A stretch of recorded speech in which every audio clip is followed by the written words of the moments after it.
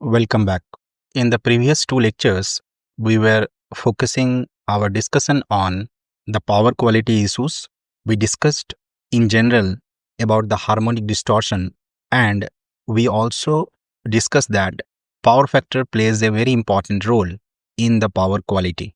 This lecture, we are going to focus in detail about the power factor correction methods, what is the fundamentals, the methods involved, and the applications. So let us see first the outline that we will be covering in this particular lecture.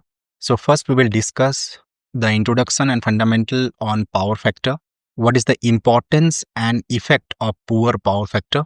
What causes the low power factor in a particular system?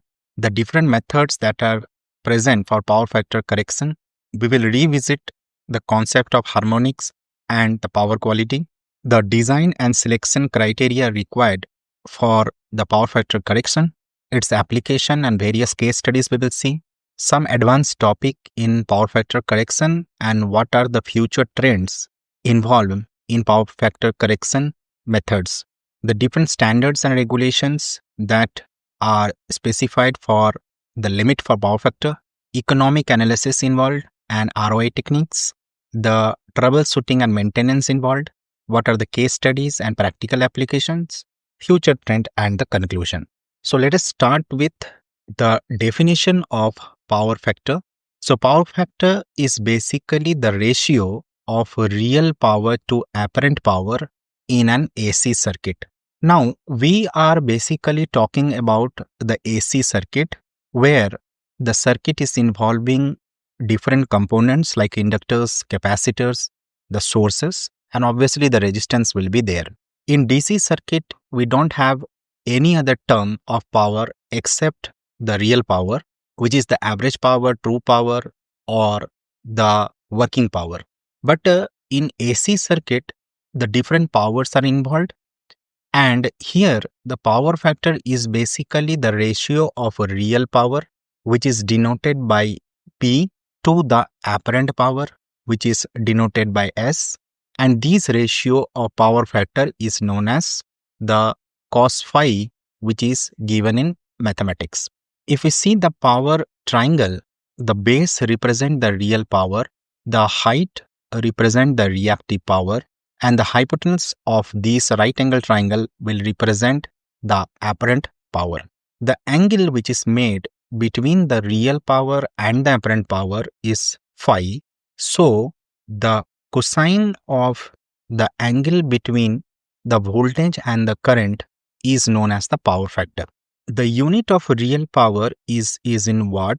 The apparent power is given in volt ampere, and the angle between the voltage and the current is given as phi.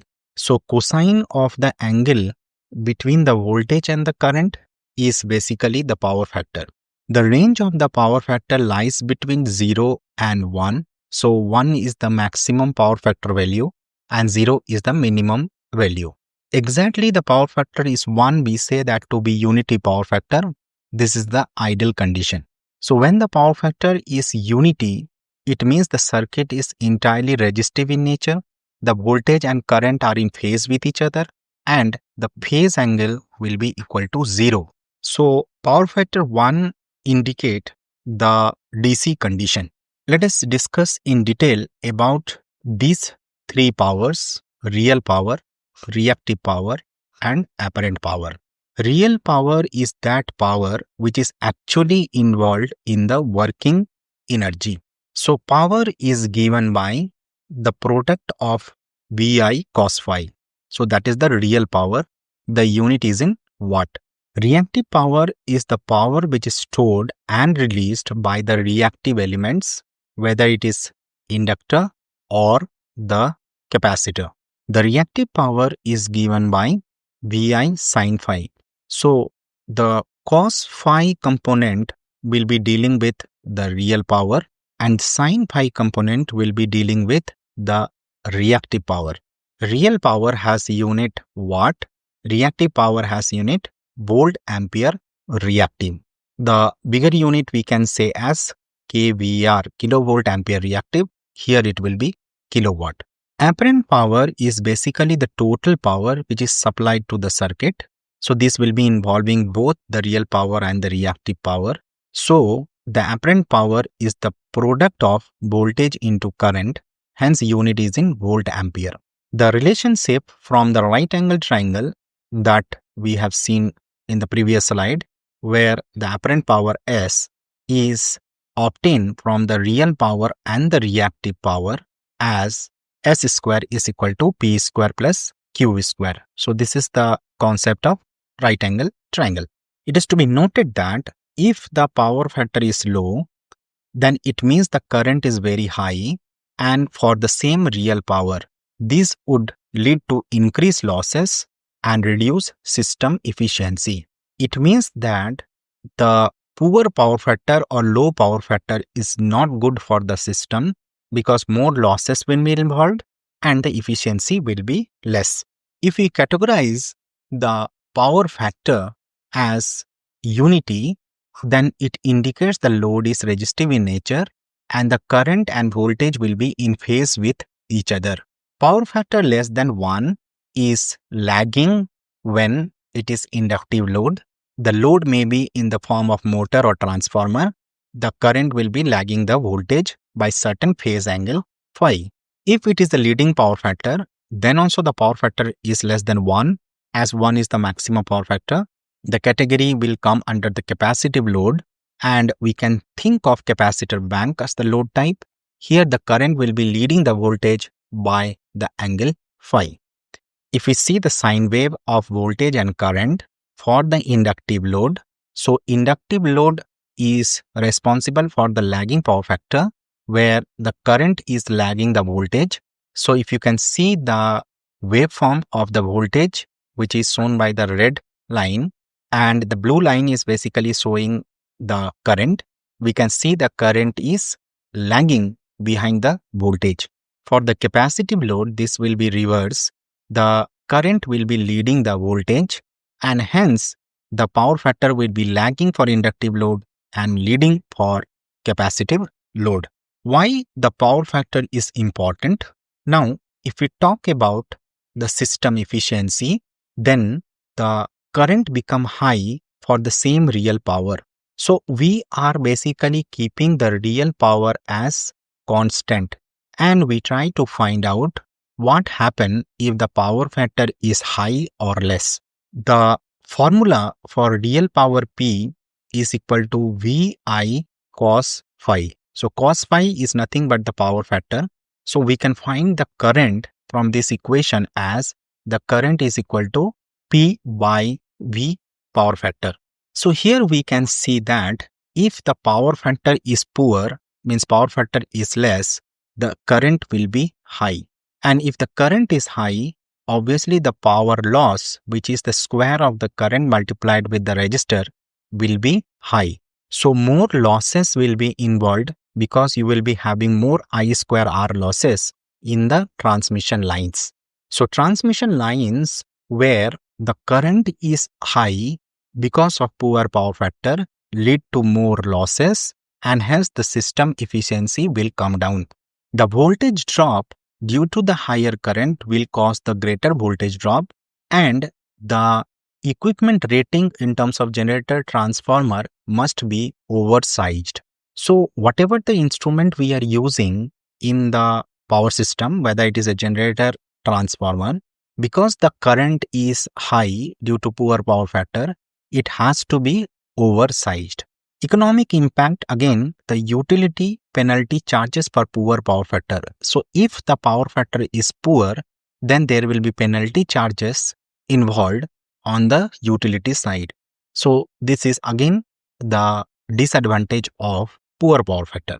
To understand the importance, we'll take an example where there is a load of 10 kilowatt, and we will compare two power factor 0.5 and 0.9. So 0.9 is a good power factor which is close to 1, and 0.5 can be treated as poor power factor as compared to 0.9. For these two conditions of the power factor, we will calculate the current. So current can be calculated from this formula of relating the power, voltage and the power factor. So we get the current 87 ampere when the power factor is 0.5 and 48 ampere when the power factor is 0.9.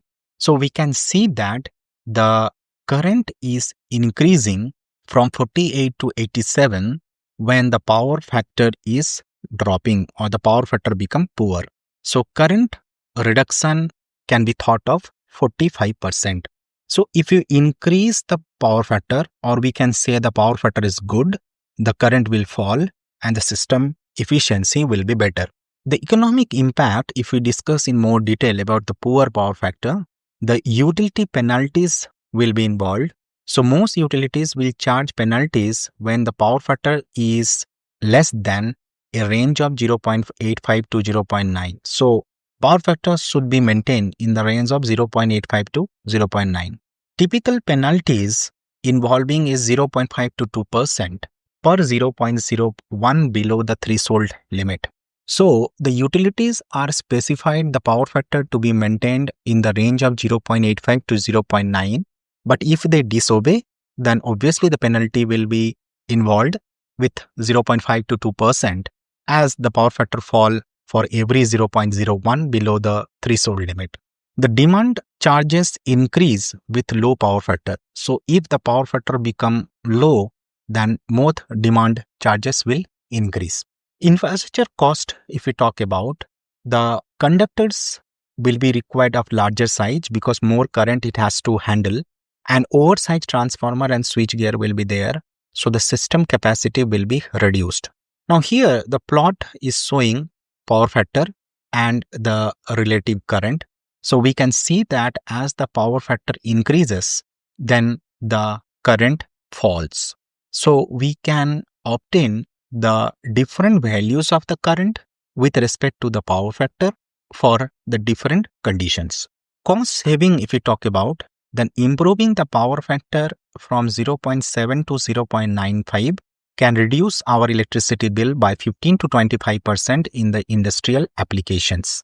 So if we want to reduce the electricity bill, then we need to improve the power factor. So we have to determine what are the different methods by which this power factor can be improved. Let us discuss what are the primary causes of this low power factor. So the primary cause are the inductive loads. Inductive loads are the one which is predominant in the industries, whether in the form of AC motors, transformers, inductors, reactors and chokes, and the lightning fluorescent with magnetic ballast. Most of the load that we used in industries or household will be in the inductive form. Second thing is basically the non-linear nature of the load, whether in the form of converters, that is rectifier or inverter, the VFDs, variable frequency drives, the switching power supplies, electronic ballast and LED drivers. So these all lies in the non-linear nature of the load, which is again one of the reason for low power factor, and also the system conditions where the load that is there in the induction motor is of light condition. So more current will be drawn, over-excited synchronous machine and long transmission line which has more capacitive effect. So the power factor which is low is caused in industries or power system because of different reasons, which are the inductive load, non-linear nature of the load, and certain system conditions. Let us understand the motor loading and how it affects the power factor. So the key observation we can do it. This is the plot of induction motor where the loading percentage is shown with respect to the power factor. So as the load is increased from 20% to 100%, we can see the power factor is increasing. So motors have poor power factor at light load condition. So induction motors, when driven at light load condition, the power factor will be poor and power factor will improve as the load increases. So oversized motor operate at poor power factor condition. Proper motor sizing and hence is crucial when we are using for a particular load applications. So typically the power factor values, we can see that if the loading is 25%, the power factor is approximately 0.35. So this is increasing from 0.35 to 0.87 under different power factor condition for different loading condition, that is 50%, 75% and 100%. So more and more load when we put on the motor, the power factor become good, and hence proper sizing and application of motor has to be chosen, otherwise power factor will be poor. Now we will talk about the classification of power factor correction methods. So we have understood from the previous few slides that power factor, if it is low, then it is harmful, disadvantage, and we need to improve the power factor. So what are the different methods which are involved, or otherwise we can say the classification of these methods? So power factor correction can be done either with the passive power factor correction method or active power factor correction method. Under passive method, we have fixed capacitors or automated capacitors. Because the current is lagging behind the voltage, we need to have the capacitor in the system. If we take the active condition, then we can have the boost converter or buck boost converter. Passive power factor correction method uses reactive component, that is capacitors or inductors. Active power factor correction method will use the power electronic circuits with certain control conditions. Let us take first the passive power factor correction method. So passive power factor correction, we will take the fixed shunt capacitor. Shunt means parallel. So we are putting the capacitor in parallel with the load. The load is generally inductive in nature, so represented with the inductor. Now this is the source Vs which is driving the current. So the principle of fixed shunt capacitor is capacitor will provide the leading current. So the leading current is provided by the capacitor, and hence it will be compensating the lagging inductive current. So the lagging inductive current is compensated by the leading current of the capacitor, and net reactive power will be reduced. So the idea is we have to reduce the reactive power, keeping the real power constant. So real power will be constant and reactive power will reduced. Then in that case, we can control the power factor. So the capacitor sizing that we required, now the power factor has been changed from phi1 to phi2. So earlier the power factor angle was phi1. Now the power factor angle has become phi2. So what is the capacitor that we need to put in parallel with the load which is inductive in nature can be obtained from the reactive power control. So how much reactive power control we required? So that is because the real power is constant P 10 phi1 minus 10 phi2. So this QC we can put it here, and we can find out for a system voltage how much size of the capacitor we have to put it in shunt with the inductor. So phi1 is basically the initial power factor angle, phi2 is the desired angle. From this angle we can obtain the reactive power which we need to control, and hence we can find out what is the value of the capacitor that we need to put in parallel with the inductor. What is the advantage of this fixed shunt capacitor method? It is simple, it is low cost, and it is maintenance free. Disadvantage: fixed compensation may overcompensate at light load condition. So if the load is light, then the system will be overcompensated because of the charging current of the capacitor. We have to control this power factor automatically. So we have to go with automatic power factor correction method. So if we need automatic power factor correction method, we need certain components like the controller and the relays, contactors for capacitor switching, current transformer, voltage transformer for measurement, and stepwise capacitor bank. So the operation of this automatic power factor correction will be, it will be continuously monitoring the power factor, and the automatic capacitor switching will be taking place when the power factor will be poor, and it will maintain the power factor within the set limit. So this is the flow chart which shows the automatic power factor control system method, where we have the AC source as the power supply, which is delivering the current to basically the load. Load is treated to be inductive in nature because most of the load is inductive in nature.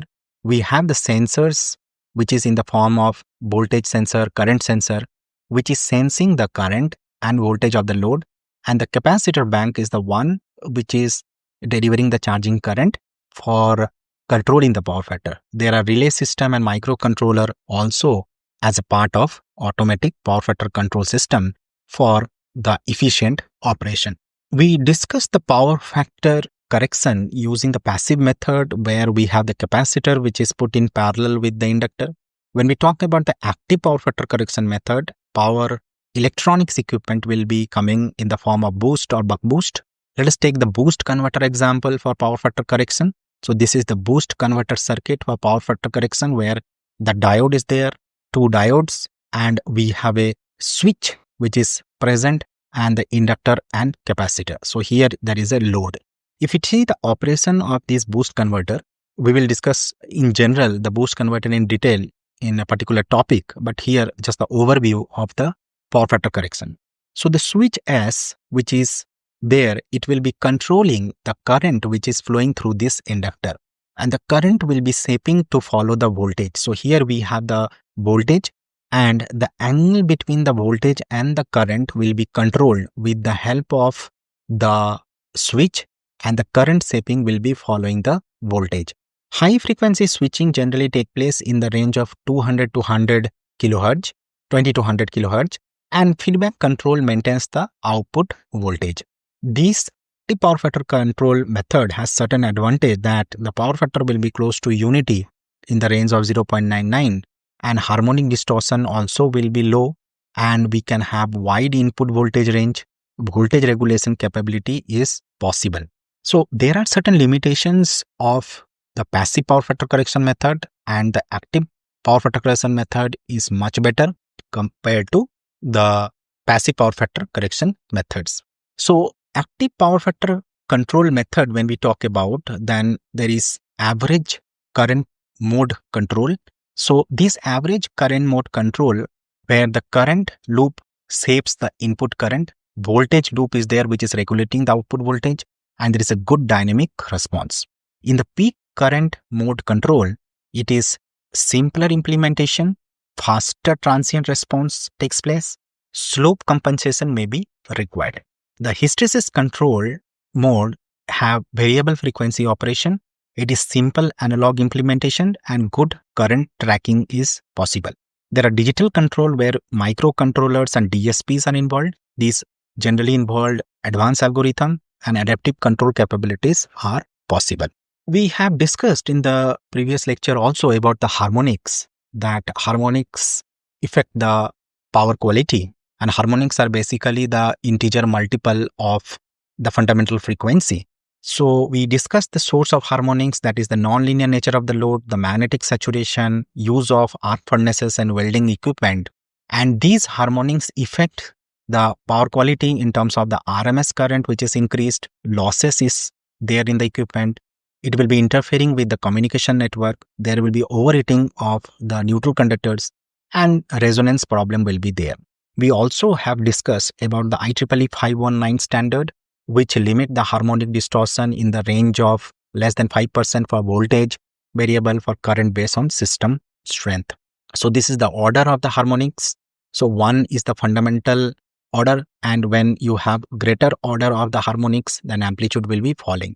So from the FFT, fast Fourier transform of the current signal or the impedance waveform, we can obtain the harmonic order. Which order is the harmonic is the predominant one.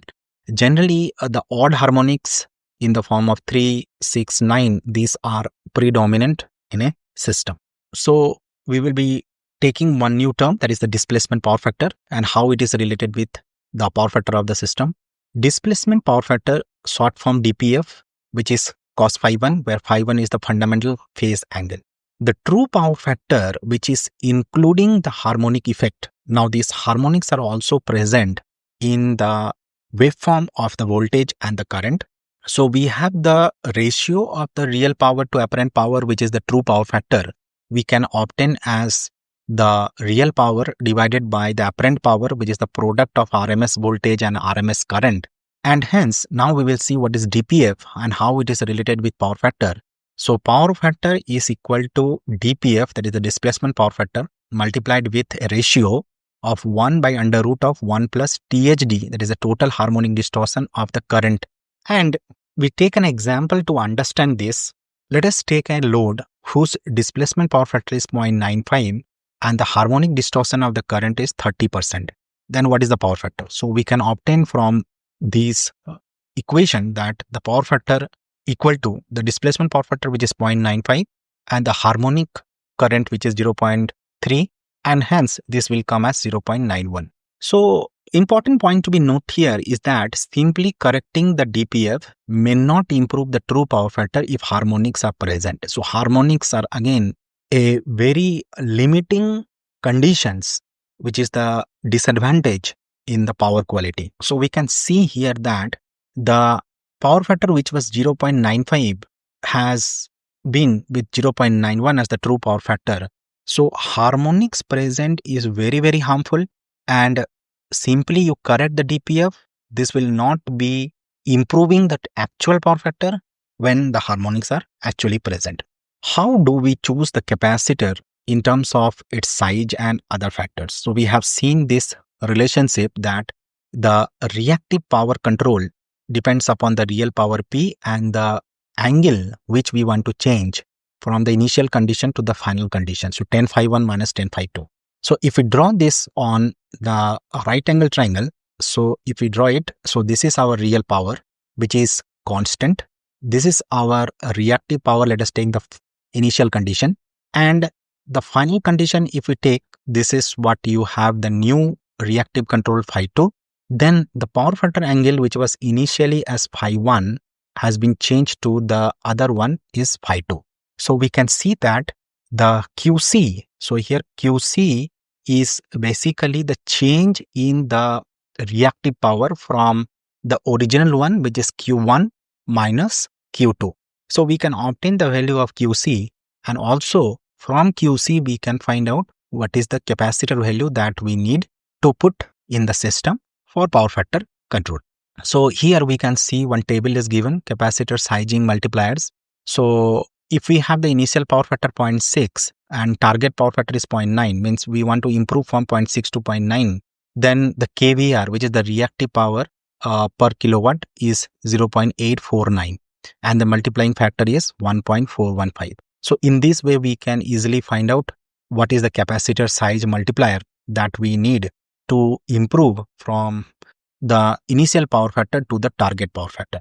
So we need to consider these practical factors from voltage rating, typically 1.1 into nominal, current rating typically 1.35 into nominal due to harmonics, and temperature derating. So certain conditions of temperature also need to be taken into consideration when we do the power factor correction, and nominal standards are there, which is fast and easy way to calculate the voltage rating and the current rating of the device.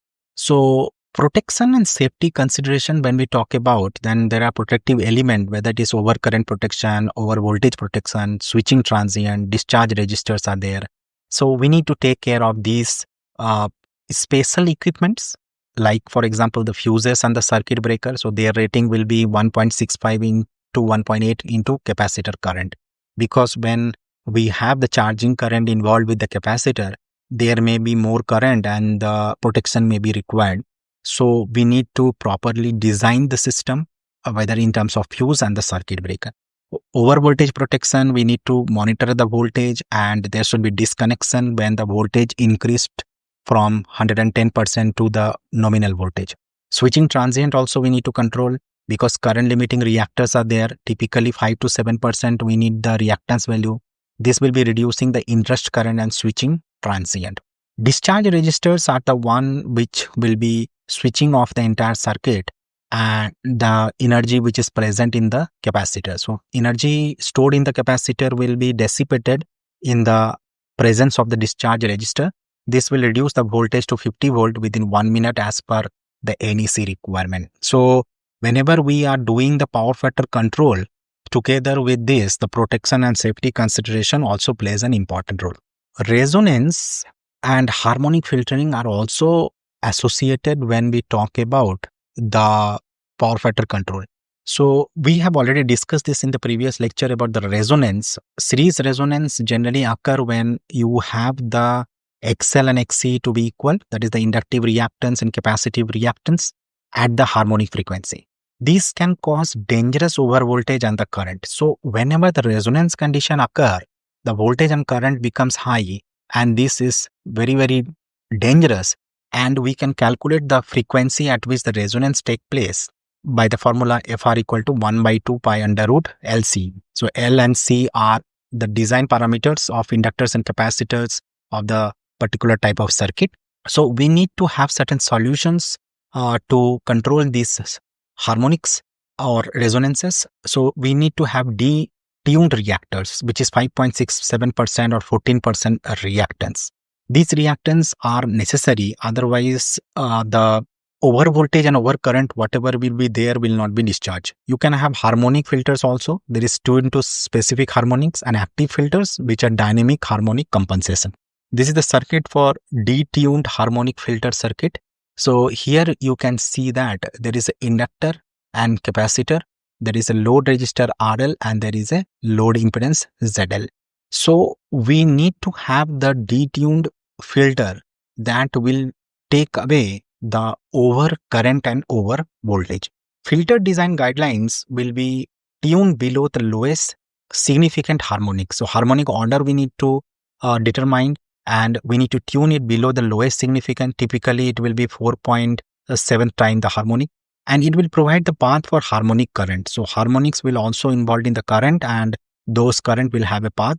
It will maintain the power factor correction and fundamental frequency. So fundamental frequency is the one which is important. So it is 50 Hz for us in India and 60 Hz for US.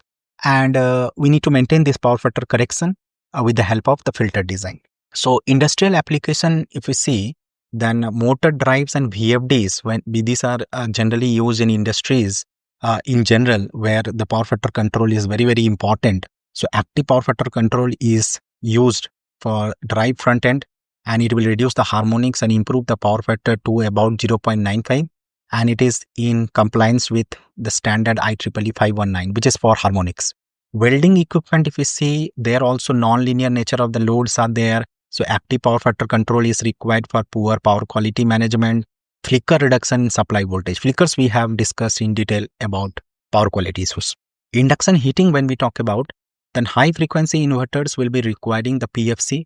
Resonant tank circuit with reactive power and active power factor control maintains constant DC bus voltage. So in industries where the loads are generally non-linear and inductive load, there power factor control becomes very, very important, and even the presence of harmonics and flicker voltage, again it becomes important to have the power factor correction. So these are the applications which we are talking about, the VFD, welding plant and induction heater. So if we have no power factor control, so without power factor control, you see the power factor is 0.75, 65 and 0.70. And when we do the power factor control, it is reaching close to 0.98, 95, 99. So there is a huge improvement of the current reduction from 31%, 46% and 41%. So the idea is, if we need power factor control methods, the power factor control methods, power factor will be improving, the current will be low, if losses will be less, and the efficiency will be high. If you talk about the renewable energy application like the solar PV inverters, wind power systems, in those conditions also we require the power factor control, as the grid tied inverter must maintain the power factor close to 0.95. So reactive power support capability has to be there, voltage regulation should be there in the weak grid system. In wind turbines, when we are using the DFIG, that is the double fed induction generator system, the grid side converter provides the PFC, power factor control. Reactive power control is also there for grid stability. Grid code requirement, what it suggests is that power factor should be in the range of 0.95 leading to 0.95 lagging. Voltage support during grid disturbance should be there. Harmonic limit should be less than 5%, and reactive power capability should be in the range of plus minus 0.3 per unit. So power factor control important even with renewable energy applications, as it is directly affecting the grid. So this is the power capability diagram, or otherwise we say the PQ chart. So on the x-axis, we can say this is the real power P, and on the y-axis you have the reactive power Q, megavolt ampere reactive, and you have 4 quadrant. So this is the first quadrant, and second quadrant, third quadrant, and the fourth quadrant. So if you talk about the first quadrant, this is in the generator mode, which you have the leading power factor. In the second quadrant, you have the motor mode, leading power factor. Third quadrant, you have motor mode, lagging power factor. And the fourth quadrant, you have generating mode, lagging power factor. So this depends upon the voltage and the current angle. And the power capability diagram will indicate that how the system is performing when there is a voltage and current relationship, the current and voltage waveform angle difference. So here the power factor PQ chart is basically the grid code compliance should be, power factor should be less than or greater than 0.95. It should be close to 0.95 to 0.96. And this example has been taken for machine rating of 100 MVA. So we can see the PQ chart of a particular system to understand whether the system is operating by the given compliance of the grid. Data center and IT equipment, if we talk about, there is a challenge like a high concentration of switching power supplies are there, significant harmonic generation are there. Because it is operating 24/7, we need efficiency and cooling concern also. So power factor control solution will require server PSUs with integrated active PFC. It also required centralized active harmonic filter. UPS system will have input power factor control and power distribution unit with monitoring. So data centers will have different solutions for this power factor because you have a huge impact of harmonics as well as heating which is involved. So if you see the case study, one case study for the large data center, before the power factor control, if we take about a 2 megawatt load, power factor is 0.75 and the harmonic distortion is 25%. Once you do the power factor control for the same load, that is the same real power of 2 megawatt, the power factor increase from 0.75 to 0.98 and the THD level falls from 25% to 3%. So what is the result? 30% reduction is there in the supply current and 40% reduction is there in the cooling load. So power factor control means you are basically controlling the current. So once we control the current, the heating effect which is involved with this current will also be controlled. Multi-level converter for PFC we are using, and very famous rectifier in the name of Wiener rectifier. 3-level Wiener rectifier is there. This is used for power factor control. So this is the diagram of the Wiener rectifier and this is the block diagram. So what is involved? So you have a 3-phase AC source, and this 3-phase AC source is given to the filters. So there is a filter which is having with the inductors, and this is given to the Wiener rectifier which is involving the diodes and the switches, and at the output you get the DC at the output. So Wiener rectifier is used in industries for the power factor control. Advantage, we have the reduced voltage stress on switches, lower switching losses, better harmonic performance, and is suitable for high power applications when you have more than 10 kilowatt of power. So application, if you see electric vehicle chargers, large UPS system and industrial motor drive. So here we prefer the Wiener rectifier where the power rating is more than 10 kilowatt. Now, in this modern world, we are going with the wide band semiconductors in the form of silicon carbide, gallium nitride. We have discussed in the previous lecture also about their importance. So if we compare this silicon with silicon carbide and gallium nitride in terms of their parameters, whether it is a band gap. So band gap is 1.1 electron volt for silicon, silicon carbide 3.3 and gallium nitride 3.4. Maximum operating temperature, if we see, then these devices is more, which is 200 degrees centigrade as compared to the original silicon. Switching frequency again from 20 kilohertz ordinary silicon, it is increased to 100 to 500 kilohertz. Efficiency is better, 98 to 99% compared to 95% for silicon. Size also will be reduced. So silicon carbide and gallium nitride are much lesser size or weight as compared to the original silicon. So the benefit of this power factor control will have higher switching frequency. So you can see that 100 kilohertz, 500 kilohertz is involved, and smaller magnetics it will be requiring. Lower conduction losses will be there, so efficiency will be higher. Thermal performance will be better. So higher power density is involved, and cooling requirement will also be reduced. So these wide band semiconductor devices in the form of silicon carbide and gallium nitride, they prove to be very beneficial for power factor control. So some challenges are also involved, like their cost is high, decreasing with volume, gate drive complexities are there, and EMI consideration will be required to be handled at very high frequency. There is digital control and smart PFC in the automatic control system. So digital control will have certain advantage, like adaptive algorithms will be there because the load will be constantly changing. Communication interference has to be there in the form of Modbus Ethernet. Advanced protection and diagnostic techniques has to be there. Predictive maintenance capability will be there for the digital control. Smart PFC features, so it has real-time monitoring, remote control and monitoring, data logging and analytics, integration with building management system, machine learning will be there for optimization. And we need to control with the IoT devices integration, so wireless communication protocol, edge computing for local optimization, and centralized energy management. So power factor control in the form of digital and smart PFC features, if we want to see the whole flow chart here, so you can see that there will be the smart features involved with this, real-time monitoring, predictive maintenance, adaptive algorithm will be there, diagnostic and energy optimization will be there. So there are different loads, load 1, load 2, load 3, and load 4. So we are basically giving the smart PFC 1, smart PFC 2, smart PFC 3. These are basically used at different load centers for THD correction, efficiency operation, adaptive control, self-diagnosis, power factor optimization, etc.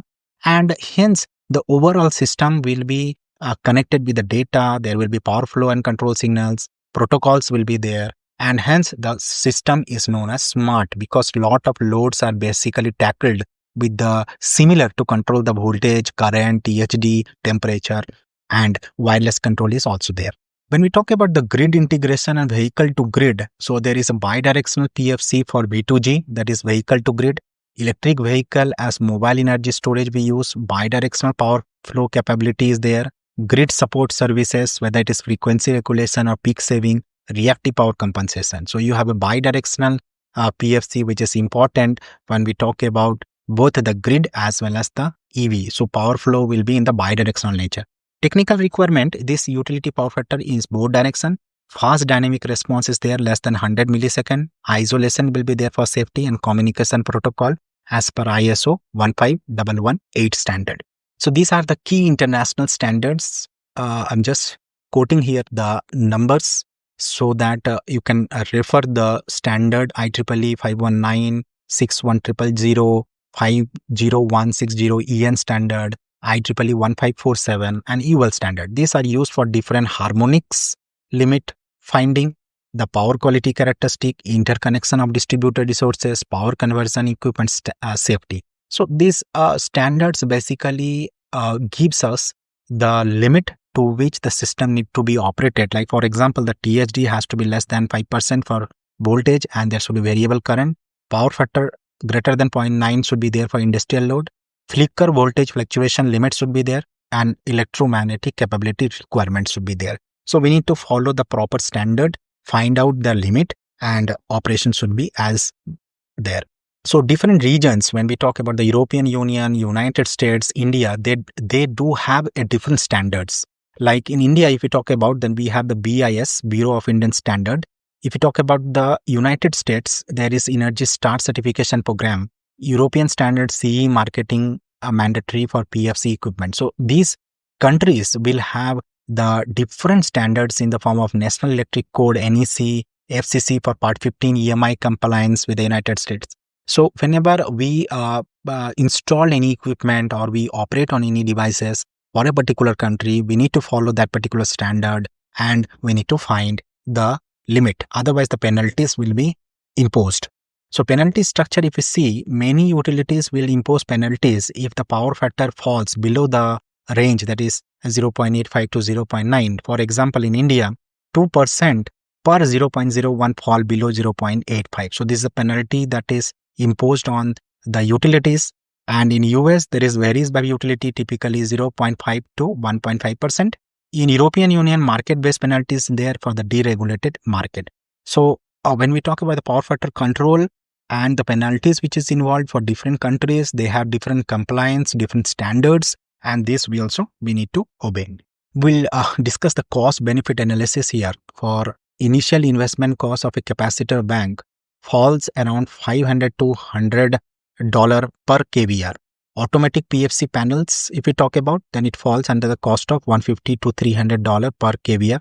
Active PFC system, 300 to 500 kVR. Installation and commissioning cost, if we take 15 to 25% of the equipment cost. So this is the initial investment cost. Operating savings will be there in form of electricity bill will be reduced, lower maximum demand charges will be there, reduced transmission losses will be there, and the equipment life will be extended.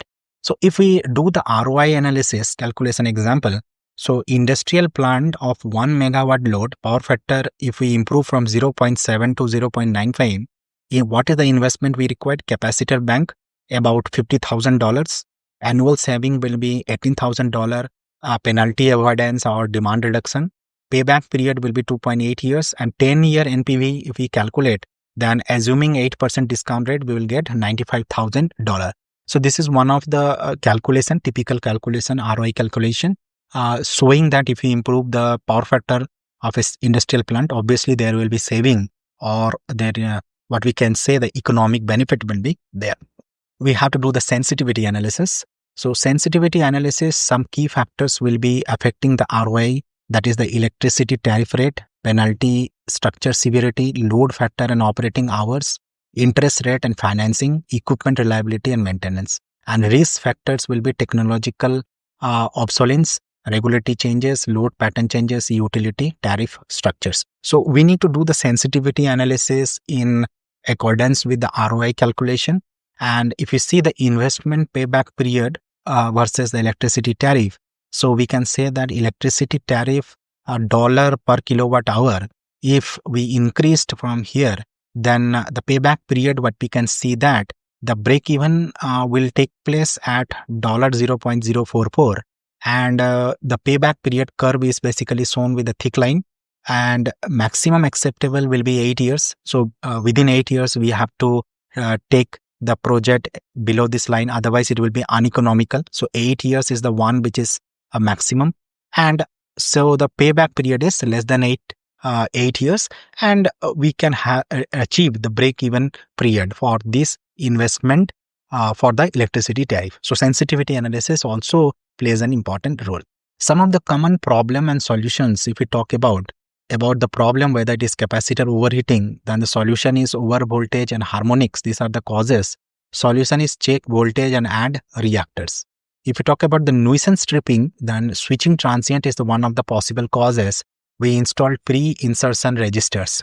Poor power factor improvement due to wrong sizing or harmonics, you have to recalculate the filter's size and add it. Voltage fluctuation, if it is there due to capacitor switching, you use stent switching. High maintenance, poor environment is the reason. Improve ventilation cleaning. So there are different problems which are involved in power factor control, and this may be of different reasons because of over voltage switching or the environment. So we need to give proper solution. So diagnostic tools, predictive maintenance schedule, these are also very important. Diagnostic in terms of power quality, harmonic analyzer, thermal image cameras are there, capacitor tester has to be there, oscilloscope for transient analysis are there, which give the overview of the waveform of the voltage and the current and what is the power factor which is changing. So predictive maintenance we need to do monthly, quarterly or annually, depending upon whether we are doing the visual inspection of the temperature, we need to do the electrical measurement contact or capacitor testing. So that has to be done over the period in terms of monthly, quarterly or annually. Monitoring and diagnostic, when we talk about, then the key parameters that we need to monitor is basically the power factor. It is displacement power factor and the true power factor, the harmonic distortion THD level for the voltage and the current, capacitor current and voltage, temperature rise, switching frequency for active PFC. So this is the advanced diagnostic system. There is a monitoring unit. There are SCADA and HMI are connected. So power factor control we are doing, we need to monitor these parameters. And advanced diagnostic system will have partial discharge monitoring, insulation resistance testing, capacitive drift monitoring, thermal signature analysis, vibration analysis. So apart from the original voltage and the current, there are different other factors which are also being monitored and the diagnostic. Predictive maintenance benefit, you will be reduced unplanned downtime, extended equipment life, optimize maintenance cost, and improve system reliability. So system reliability will be good. The life of the equipment will be extended. You have more optimized cost maintenance, and downtime obviously will be reduced. We will take some case studies of a manufacturing plant first. The background is you have a 500 kilowatt textile manufacturing plant and multiple induction motors are there and the lightning load. Initial power factor is 0.68. Penalty charges involved is $2,000 per month. So we need to improve this with a solution. Installed 300 kVAr automatic capacitor bank. This will be added 5.67% detuned reactor for harmonic protection, and if implemented, power factor controller will be there in the 6 steps. Now, what is the result for this? Power factor has improved from 0.68 to 0.96. Current, which is reduced from 1330 ampere to 945 ampere. Penalties become zero and energy saving is close to 12%. So financial impact, you have an investment of $45,000. Annual saving is $28,800. Payback period is 1.6 years. And 10 years NPV is $1,75,000. So this is the case study 1 for the manufacturing plant. Case study 2 we can do for the data center, where we have a challenge like 2 megawatt data center. You have a high harmonic content. The PSUs are creating 15 to 20% THD and neutral conductor is overheated. Issues are there. Solution, you provide a centralized harmonic filter which is in the active form, about 500 kVAr rating. Individual server PSUs will be upgraded with active PFC. Real-time monitoring will be done. Technical results, THD will be reduced from 18% to 3%. Power factor will be improved from 0.75 to 0.98. Neutral conductor current will be reduced by 70% and UPS efficiency will be improved by 3%. So the system performance in terms of power factor, THD, neutral conductor, UPS efficiency, all we can have showing the advantage if we do the power factor control. Some of the emerging technologies that we have is basically in the form of next generation power electronic devices, whether we talk about the ultra wideband materials in the form of diamond, AIN, matrix converters for direct AC to AC conversion, modular multi-level converters, solid state transformer with integrated PFC. So this will be next generation power electronic research. AI and machine learning integration, if we do predictive load forecasting, adaptive control algorithms, anomaly detection and fault prediction, optimal scheduling for reactive power dispatch. So those who are doing research on machine learning and AI based techniques, we can focus on these techniques. Grid modernization in the form of smart grid, distributed energy resource coordination, real-time pricing, demand response, vehicle to grid integration, microgrid and energy communities. So the people who are doing research on power factor control, whether can use the power electronic advanced devices, or you can incorporate the machine learning or AI techniques, and you can work on the grid side, whether in the form of smart grid and distribution energy resources. So market trend, if we talk about the market growth drivers, so increasing energy cost and carbon pricing are there, stricter power quality regulations, growing renewable energy integrations are there, electrification of transportation, industrial automation and digitization. So market growth driver also shows that a lot of development is going on in the market, which also result in the poor power factor condition because the current will increase, more and more devices are used. So technological roadmap we see 2025 we have wide band gap mainstream. 27 will move to AI optimized PFC system. 2030 we can go with energy integrated energy management, and 35 quantum enhanced control. So the research way ahead we can predict from the literature how the research is going on, and the advanced methods are being taken in the market for the global PFC control. So market size if you see in the billion USD from 2022 to 2030, it is keep on increasing in terms of market growth. So market projection, global PFC control, a lot of monies are involved because to have more saving. So what are the key takeaways from our discussion? Power factor correction is very essential for efficient and economical power operation. Multiple technologies are involved, whether it is a passive PFC or active PFC.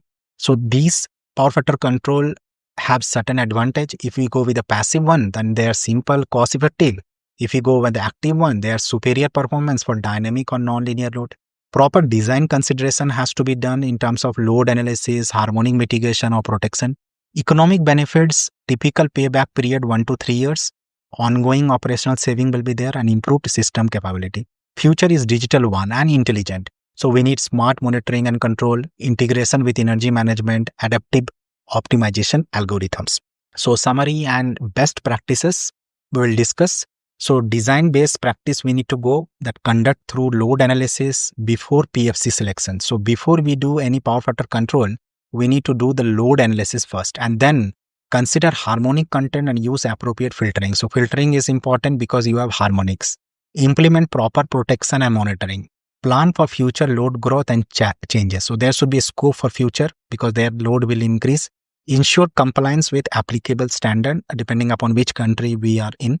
Implementation guidelines start with power quality audit, calculate economic justification, select appropriate PFC technology, proper installation and commission, establish maintenance procedures. So these guidelines need to be followed when we talk about the power factor control, right from the design to the load side. So final recommendation, what is that? So power factor correction is not just about avoiding penalties. So we are not about talking only on avoiding the penalties, but we are talking about more efficient, reliable and sustainable electrical system that benefits everyone from the utilities to end users. So it is not only about the utilities, it is about the end users also. So this is the very detailed discussion on power factor control, their methods, fundamentals, what are the problems involved, what is the future research, and what benefits do we have for the power factor control. Thank you for now. See you in the next lecture.